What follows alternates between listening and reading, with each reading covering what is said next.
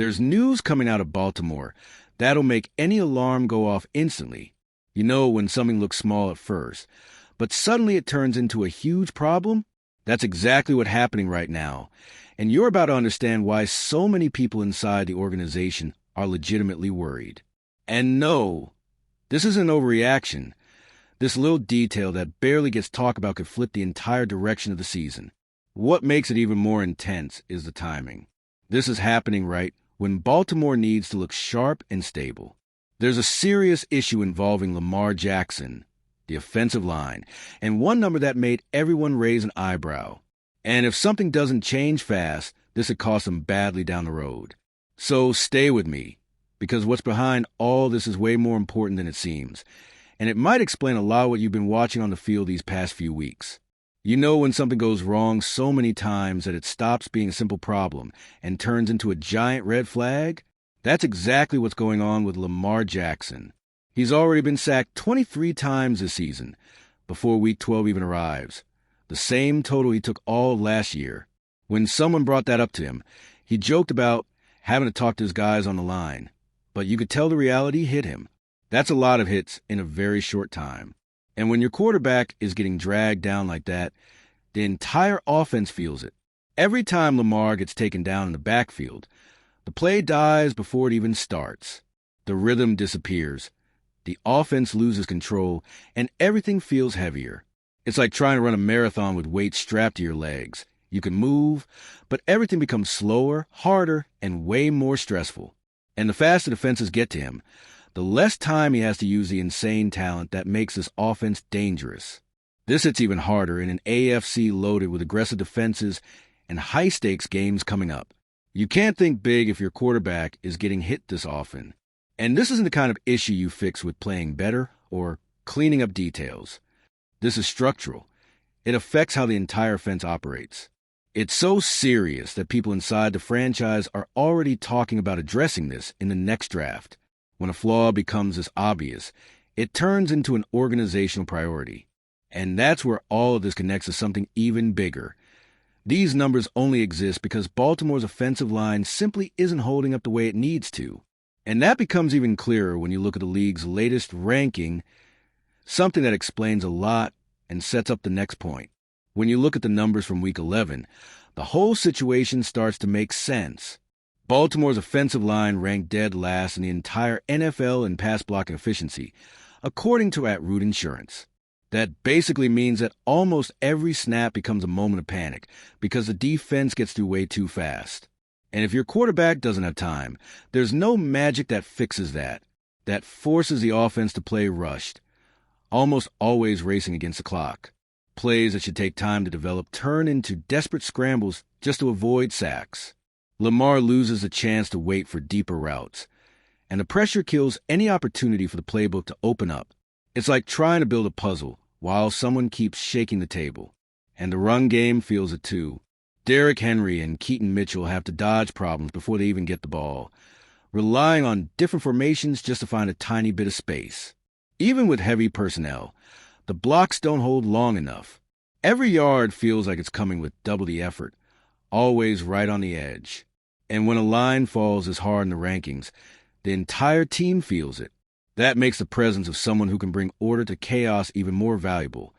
And that's exactly where Ronnie Stanley becomes one of the most important pieces of this conversation. In the middle of all this protection chaos, Ronnie Stanley feels like that friend who shows up and organizes everything when the room is a mess.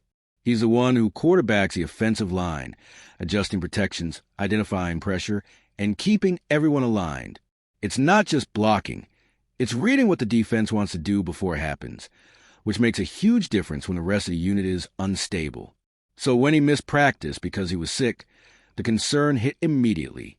Not because it's just another absence, but because he's the anchor that keeps the line from falling apart completely. Without him, communication drops, timing suffers, and even Lamar's confidence takes a hit. A quarterback needs to trust the guy protecting his blind side. The good news is that Stanley is back at practice and expected to play on Sunday, and that's massive for a team that desperately needs any bit of stability it can get. He doesn't fix everything, no single lineman can, but he gives the group direction. He becomes a steady point inside a unit that's been living on a roller coaster. But even with Stanley leading the line and everyone trying to hold the structure together, Baltimore has survived thanks to something else entirely. Explosive plays created purely through individual talent, even when protection collapses. And that's where the next point comes in. All right, we're already past the halfway point of this video, but before we continue, I noticed you haven't left a like yet. It's really important because it helps YouTube keep showing you my content so I can keep bringing you the best news about the Baltimore Ravens. So go ahead and hit that like button. It's free and it really helps. Thanks. Now let's get back to it. It's almost unbelievable how, despite all the protection problems, the Ravens still managed to create game-changing plays. Derrick Henry's 59-yard run against Cleveland is the perfect example. He found the tiniest window, hit the gas like a freight train, and turned a tight block into a monster play. Moments like that show the raw talent this offense has. To make those plays happen, Baltimore uses heavy packages and creative formations to throw defenses off balance. It's like the coaching staff is constantly cooking up new tricks to make up for what the offensive line can't hold. Sometimes all it takes is a single block hitting just right, and the playmakers take care of the rest with pure ability. The problem is that you can't live off magic forever. Big plays are incredible, but they can't be the only way to move the ball. The offense needs consistency, a line that can hold long enough for drives to develop, time for Lamar to breathe, and the stability required to keep momentum. When everything depends on miracles, the risk skyrockets, and in the playoffs, every detail matters. And that's why the next part of the story is unavoidable. If Baltimore wants to be a real contender in January, they have to deal with this weakness head-on. And how they approach it from this point forward will say a lot about where this team can go, which leads us straight into the final topic. With the playoffs around the corner, this stops being just concerning and becomes critical. Baltimore knows protecting Lamar Jackson is a key to any real postseason chance. Inside the building, there's already a clear feeling that the offensive line will need to be reinforced in the next draft. When a need becomes as obvious, it turns into a priority. But the team also needs fixes right now, not just in the future. That means developing younger players who are getting more snaps because of injuries, adjusting blocking combinations, and maybe even looking for a short-term solution in free agency, even if the options are thin this late in the season. Every tiny improvement helps reduce the immediate pressure. This final stretch becomes a kind of crash course laboratory. Every practice, every drive, every series is a chance to test adjustments that might get the line just functional enough. They don't need to become dominant. They just need to be reliable enough for Lamar to breathe and for the offense to stay on schedule. And that's where it all ties together. If the Ravens manage to turn this weakness into something manageable, they become a completely different threat in the playoffs. But if nothing changes, this same issue could be the exact factor that decides their fate in January. Their entire season ends up revolving around this one answer. In the end, everything we've walked through today shows just how thin the margin is for Baltimore right now. Between shaky protection, a rising sack total, and the need for explosive plays just to keep the offense alive, this team is living in a delicate balance that could define everything in January. And while Lamar Jackson keeps carrying this offense on his back, the urgency to fix the offensive line only grows with each week. Now that you've seen the full picture, it's easy to understand why this concern is spreading inside the organization. And now I want to hear from you. With everything going on, do you believe Baltimore can fix this line in time to truly compete in the playoffs? Because if this doesn't change fast, this flaw might be the exact detail that derails a team when it matters most.